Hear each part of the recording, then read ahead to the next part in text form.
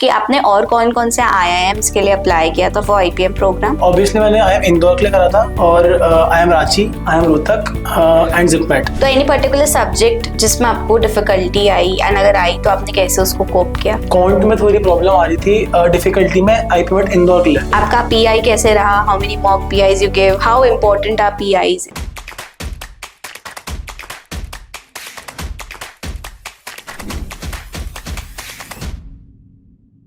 Hello everyone, welcome to the official YouTube channel of IPMAT by LPT. Today we have with us a very own student Mahir Gupta who has gotten into IIM Rohtak IPM program. Hi Mahir, how are you? And a big congratulations to you. Thank you ma'am, I am very good and very excited for the coming future also and that's it. Okay, so now that you have gotten into IIM Rohtak, please let us know कि आपने और कौन-कौन से IIMs के लिए apply किया था for IPM program?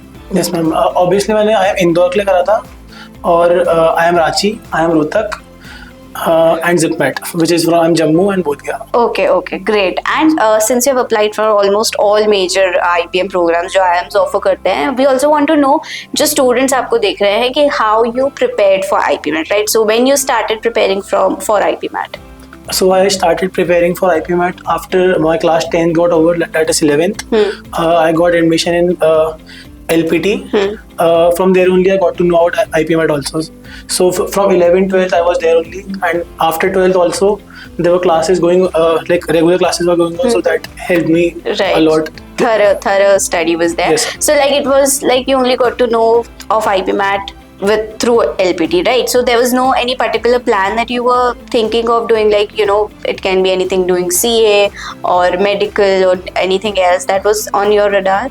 Actually, I had planned to do BBA and MBA.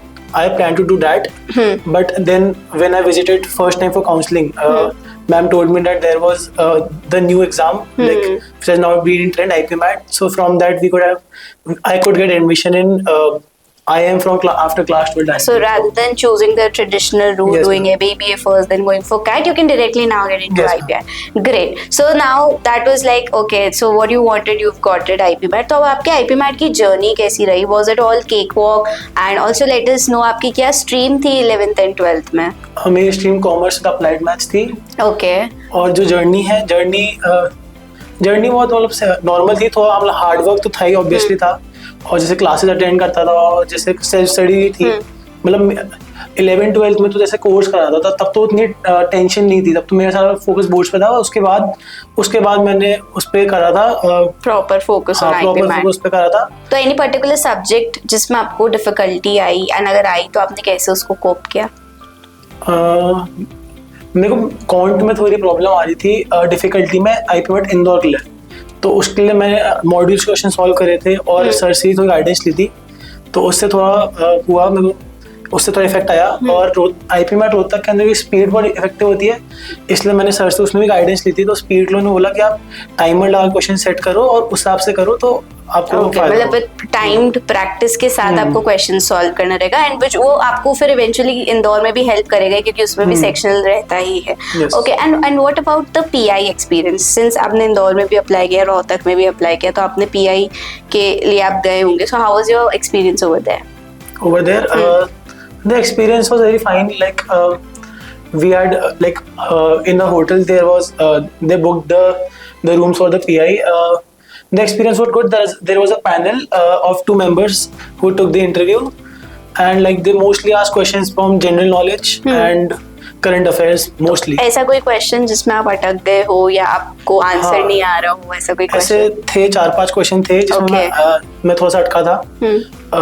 Should I tell the question? Yes. So मेरे को थोड़े बेसिक क्वेश्चन में दिक्कत आई उसमें, वो मेरे को लगता है थोड़ी मेरी गलती थी. जैसे उन्होंने मुझसे पूछा था how many union territories does India have? So I thought that was a very easy question, but I spoke 7 and then I checked it was 8. So newly जो क्रिएट हुई, फिर उन्होंने बोला कि उनको नेम करो, तो मैं नेम भी 4 ही कर पाया. अच्छा, हाँ. ओके. एंड इसके अलावा ma'am I am not able to recall it like the way it was, but इसके अलावा 2-3 क्वेश्चन थे. ठीक है. एंड एनी पर्टिकुलर क्वेश्चन जो आपको लगा आपने बहुत ही अच्छे से जवाब दिया उसका, एंड कि आपका PI कैसे रहा? How many mock PIs you give? How important are PIs? इस पे भी आप बताइए. I gave like 4 to 5 mock PIs for IPMAT Rohtak and for all other also. So in Rohtak, IPMAT Rohtak, there is only 15% weightage on PI. So it is not very much, but it is important. I think that it was not very much important for me as compared to someone, because I had 10th and 12th academic background. My academic background was good. So that's why it was not that important, but it is important for everyone. So you must prepare. You should not take Yes. PI seriously for those who are like कि हम entrance कर लेंगे, लेकिन PI भी eventually आपको करना है क्योंकि उसका भी weightage रहता ही है, right? Okay, and so now for those students जो अब prepare करेंगे IPMAT 2026 attempt करेंगे, 2027 attempt करेंगे, जो आपकी जर्नी रही उसके हिसाब से आप क्या उनको मैसेज देंगे कि this is one thing that you should do and this is something that please don't do it at all? एक जो मैं टिप देना चाहूँगा वो तो ये है कि मेन तो कंसिस्टेंसी है, कि आप थोड़ा कंसिस्टेंट रहोगे तो आपको थोड़ा एडवांटेज रहेगा प्रिपरेशन में.